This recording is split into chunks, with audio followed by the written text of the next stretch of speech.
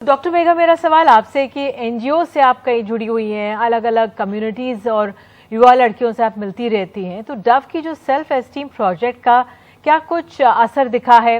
किन पहलुओं का असर हुआ है? आपकी क्या राय बनी?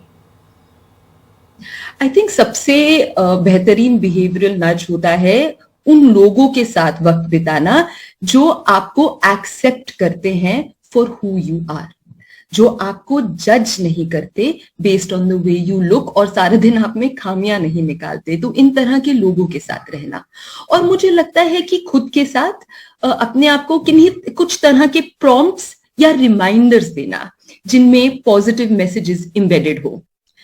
एक और तरह का प्रॉम्प्ट की self validation is maybe more important than the validation you receive from any other person. खुद को वैलिडेट करना ज्यादा जरूरी है किसी और की वैलिडेशन के लिए वेट करने से। और मुझे लगता है जस्ट रिमाइंडिंग योर सेल्फ की वेट से ज्यादा हेल्थ और स्टैमिना और इंड्योरेंस जरूरी है, उस पर ध्यान देना। सिर्फ अपनी बॉडी की अपीयरेंस पे ना फोकस करते हुए उसकी फंक्शनैलिटी पे फोकस करना और अप्रिशिएट करना कि आपकी बॉडी आपको कितना कुछ करने देती है। और एक और बहुत जरूरी reminder of being a smart and selective user of social media. ये समझना कि सोशल मीडिया एक डबल एज स्वॉर्ड है, वो बहुत एम्पावरिंग हो सकती है या बहुत टॉक्सिक हो सकती है depending on how you use it. इसलिए always being a smart user of social media. So I think ये कुछ चीजें अगर हम अपने आप को याद दिलाते रहें, they act as tremendously helpful behavioural nudges.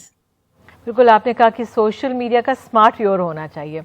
आपके अनुभव में डॉक्टर मेघा, लड़कियां क्या अपने परिवारों से जो इन्फ्लुएंसेस लेती हैं, सेट आइडियाज होते हैं, उससे क्या अलग सोचने पर क्या वो तैयार हो जाती हैं?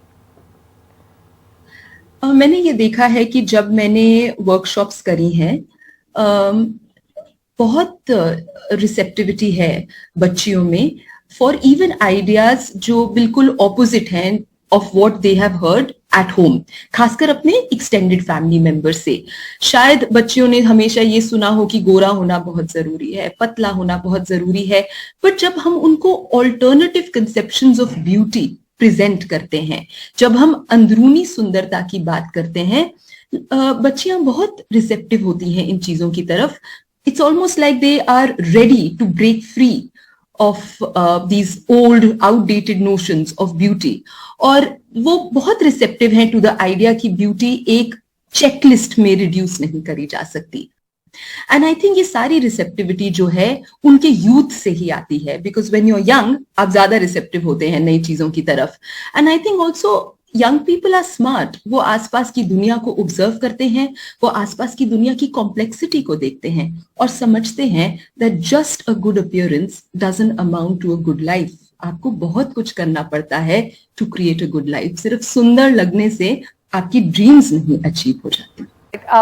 Megha, if you could come in here, we've been asking guests what advice they might give to teachers, for example. We got one question in there. Then what about advice for mothers? What would you say to mothers watching?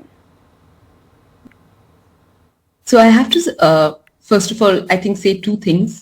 I believe and I have observed that whatever mothers tell their daughters plays a huge role in shaping the way daughters come to see themselves.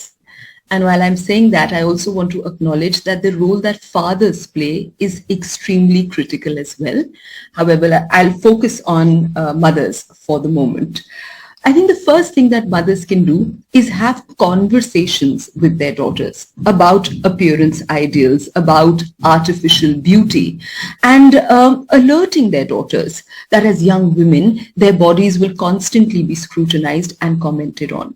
But their daughters need not pay heed to such comments and certainly not allow such comments to define how they feel about themselves as people.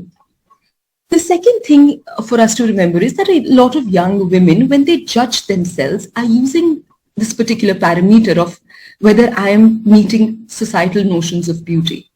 And I think as mothers, we must present to our daughters alternative and more meaningful ways of judging ourselves.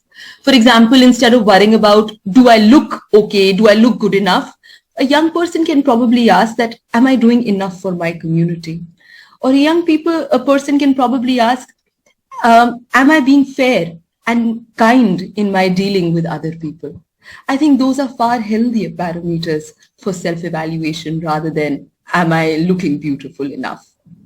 And I think the third thing that we can do as mothers is be positive role models for our daughters by demonstrating healthy self-esteem. As mothers, when we can exhibit confidence in our competencies as women and show that to our daughters, I think our daughters' abilities to do the same naturally increase.